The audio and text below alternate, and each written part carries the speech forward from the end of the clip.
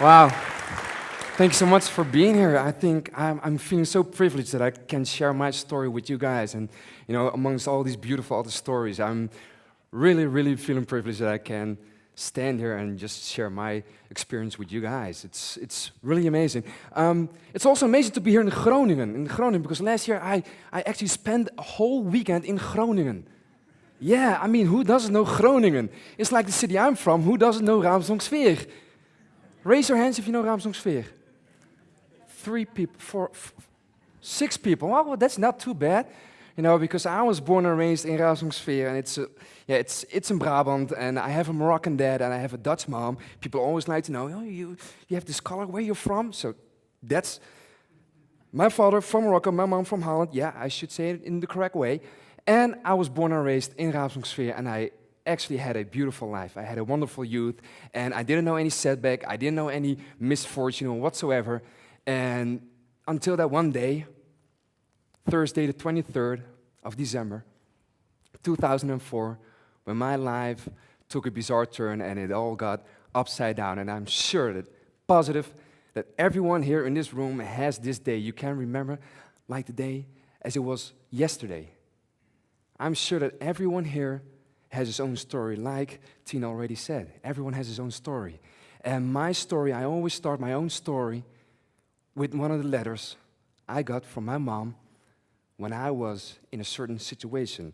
And it's too small to read here, but she said, "Life, my child, has many barriers you must cross. Most of the time you will be warned, but everyone stumbles once in a lifetime on an invisible barrier. Then, my son, you stand up and move on, and you will see a heavenly blue between the darkest clouds and flowers blooming in their full beauty. Lots of love, Mom." And I'm so thrilled that every time I can read these words out loud, because the first time I read those words, I was handcuffed. I was in a cage of a prison bus, being transferred from one prison to another prison in the country of my dad, Morocco. So as I was saying, what really happened? Well, I cannot explain thoroughly what really happened to me, but I was grown here. You can see the skyline of Raamsdonksveer. I saw that Groningen also has a beautiful skyline. They're really working on it. That was my skyline. Raamsdonksveer was a little village, and I grew up there. I had a wonderful youth. I had a lot of friends, and I went to college. I studied informatics, advanced informatics. At 20 years old, I was one of the youngest IT engineers of Holland, and a few years later, I started my own IT company, and everything went perfectly well in my life. Study, work, love, everything went great. And I had my own IT company, and one of my clients sent me out to the country of my dad, Morocco. "Would you like to work for us in Morocco?" I said, "Yeah, why not?" So I went there, I worked there a year. I was 23 years old. I worked there a year long, and I had a lot of fun. Beautiful country, beautiful people. Up until today, it's a beautiful country. I really love that country. And I had to check up on all these companies. And one day, I started my routine again, and I checked up on one company, and I saw people with guns, people shouting, people crying, and I was like, wow, what's going on? And I wanted to know for my client. So I got out of the car, I went to the gate, and I asked what was going on. And it was this guy, he was a customs officer. He went up to my place, and he said, "Who are you and what do you want?" He said it in Moroccan. I couldn't understand it. So I replied to him in French, because I was brought up with Dutch and French. And I said, "My name's Joseph, and I'm from Holland, and I'm here for my work." And he said, "Come with me." And he showed me 2 vans parked on the lot of that company. And he opened those vans, and I saw all these brown packages. It was all full, stacked. And he said, "Wow, there's 8,000 kilos of drugs, of hashish, here in these cars." And I was like, whoa, that's a lot. So police came, and they heard that I was from Holland. I had to come down to the station, and they questioned me. And I was really, I was pretty excited, like in NCIS and CSI Miami. I was like, oh yeah, I'm gonna give you all my answers. And by the end of the night, I thought I'd be going home just before Christmas. I was planning to take the plane and go home, back to my mom, to have presents and eat. But then the commander of this police station, he came up to me with my passport in his hand, and he said, "Joseph," it was this passport. And no, those aren't bullet holes. Once a little old lady, she said, "Are those bullet?" No, it's just perforated because it's not valid anymore. But this passport, and he said, Joseph, Mr. Uubelkas, he said, I'm sorry, but you have to stay here. Would you please give us your shoelaces and your belt? Because we find it really suspicious that you have this many stamps in your passport. And that's how my nightmare got started. But he said to me, don't worry, because tomorrow you'll be leaving home. Don't worry, it will all be fine. But I didn't go home. And days all of a sudden turned into weeks, and weeks turned into months. And I was imprisoned in this world of sirens and of noises and of big high walls with barbed wire and bars, and a world I only knew from the movies. This could not happen to me, not me, come on. But I thought everything will be fine. That's what they said to me, everything will be fine.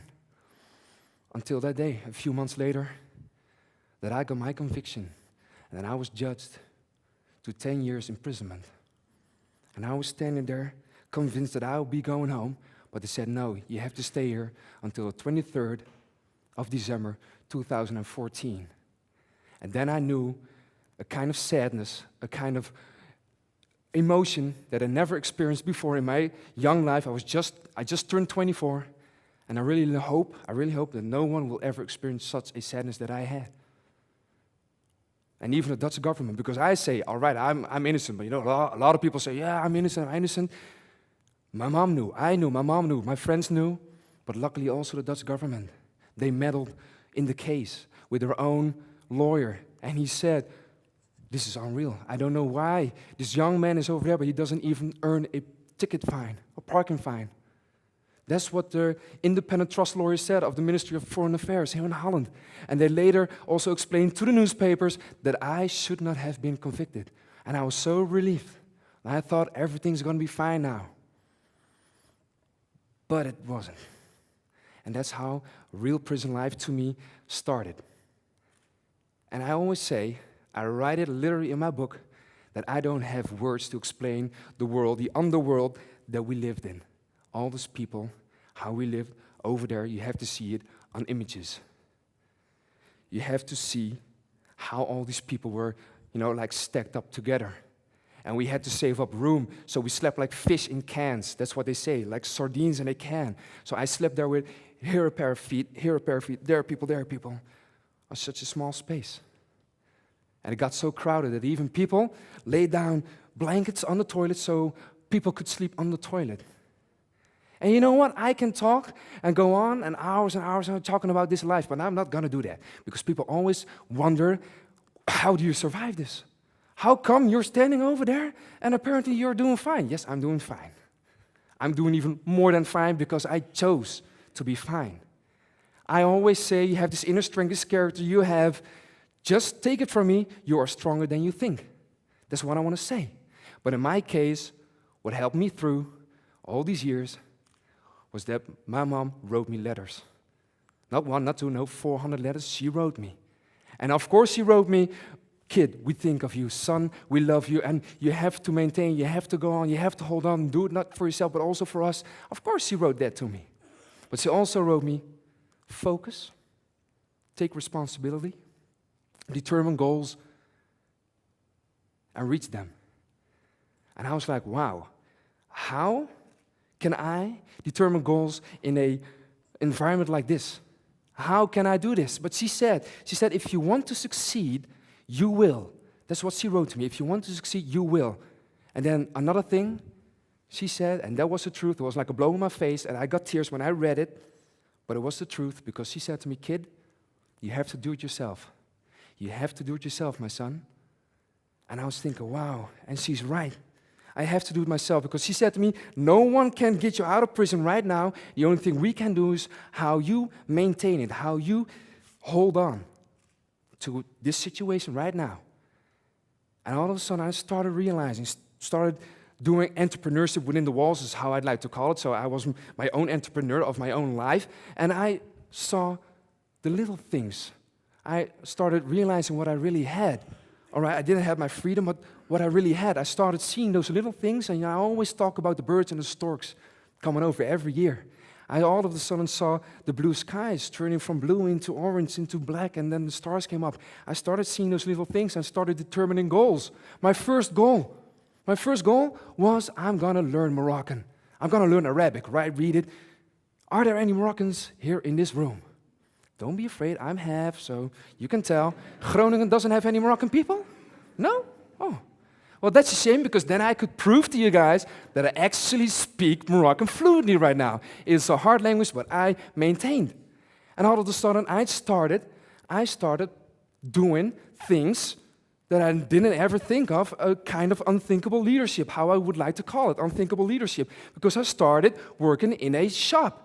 This big prison, like 5,000 to 6,000 people were incarcerated over there, and they had a little shop. And every Wednesday, it was our turn, our department, to go and get stuff we needed. You know, like rice or water or whatsoever. So every Wednesday, we were standing there, and I was standing in line. It was a big line. It was like a couple hundred people. I was standing there, and there was someone standing next to me, and here standing next to me as well. And they were like, oh, man, this is taking a lot of time. Can they hurry up a little? And I was standing there. I was like, yeah, you guys, you know, do you have something to do afterwards, or do you have some appointment, or where are you going? And they were like, oh, yeah, true. Yeah, true. So it's so easy to complain, you know, that's the most easy thing to do. The easiest thing to do is to complain. So it was my turn, and the guard, he was standing in front of me, the guard of this shop, and he was in sweat, and he was working. He was like, what do you want? I was like, shall I help you? He was like, oh, help me? Yeah, help you, and I'm packing things for you, and I'm going to give it to you, and you can work the line a little faster. And he was like, okay. So I helped him from that day on, every Wednesday, and it all went a little faster. And there was this guy coming up to me, this Moroccan guy. He said, wow, you speak English, don't you? And I said, yeah, I speak English a little. Not that good, but I mean, I hope you guys understand me, what I'm saying now. So like, oh yeah, what does he say?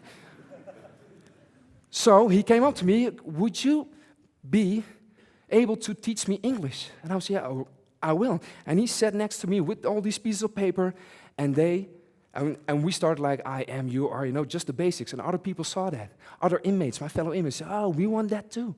And I got a key from a guard. It wasn't the front key. I was like, no. No, there was a little classroom, like, and I saw all these little chairs and a blackboard with all these crayons you call them, don't you? And I started teaching them English. 15 to 20 my students, they were sitting there. Yeah.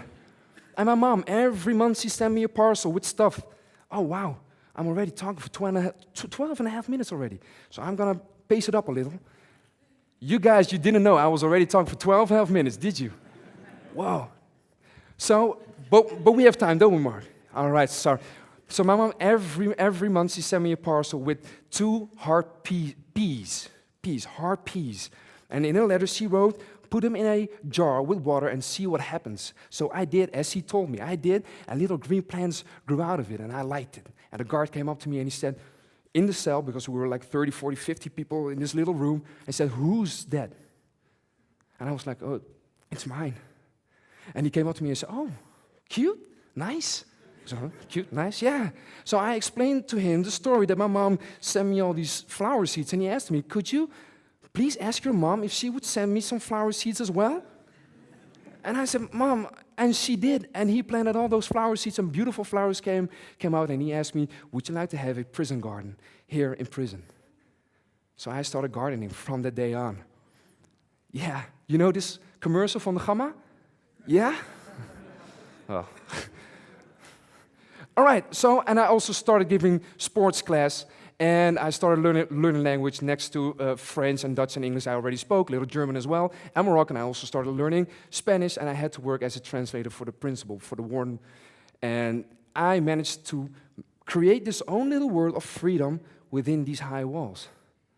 That's the choice I made at that time, and that's what I want to say. That somebody says humanity you used as weapon, or as shield, how you would like to call it. Not by fighting or with fighting, and no, I just stayed myself, and I like to help people, and that's how I got to raise my status within these walls, luckily. And then I always say, from weakness to strength, make this weakness, embrace it, and make it part of your life. And that's why these days I'm getting invited by big companies, and they say, well, could you please talk for our employees with themes like dealing with change and dealing with adversity and leadership? I say, just by telling my story? Yeah, just by telling your story. Okay. And I like it. I really love it. I'm really enjoying this moment right now, and I just want to go to the 5 pillars Normally I talk about the 3 pillars: health, love, and freedom. Those 3 things, if you have those 3, you can build your own personal luck around it. Then you're a real rich person. Health, love, and freedom. And if you miss one of these 3 things, please see and enjoy what you do have. I didn't have my freedom at that time, but I still had my health, and I still had the love. Not the touchable love, which I really missed, just a hug from my mom or from my dad, but the untouchable love through those letters. I realized what I really had. And I want to add 2 more. Believe in yourself. Always remember that they can take away everything from you except for who you are. Because you are unique, who you are. Don't ever let them take it away from you. And perseverance. You have to go on. That's what my mom said. You have to go on. Keep breathing. Keep going on. I just want to share that with you guys. And I know, be the leader of your own life, and I know that every one of you guys experiences on one day, or maybe you already experienced it, something intense or dramatic. But be the leader of your own life. Just know how you want to be the leader of your own life. I just want to end this with saying that I'm so proud of what I have here. You know, don't worry, it's not a gun, it's not some... It's just this Christmas card, which I want to show to you guys. Because my mom, every month, she sent me all Christmas cards, and it's not just a Christmas card. She made it by hand. She made it by hand. Not only this one, but 200 other Christmas cards for my fellow inmates, because my mom said, just to make sure that your fellow inmates are not forgotten. The worst thing that can happen to you in life is that you're being forgotten. And she made it, and I will never forget that day that all these cards on my department were just hanging there behind the bars, just in the wind.